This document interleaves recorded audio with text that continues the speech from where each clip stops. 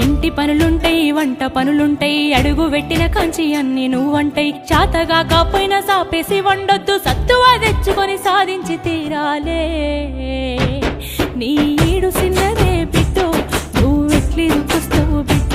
జర్రయాదిలా జర్రయాదిలా జర్రయాది నుంచోకోమే బిడ్డో అడుగు పెడుతున్న తొట్టోరిల్లు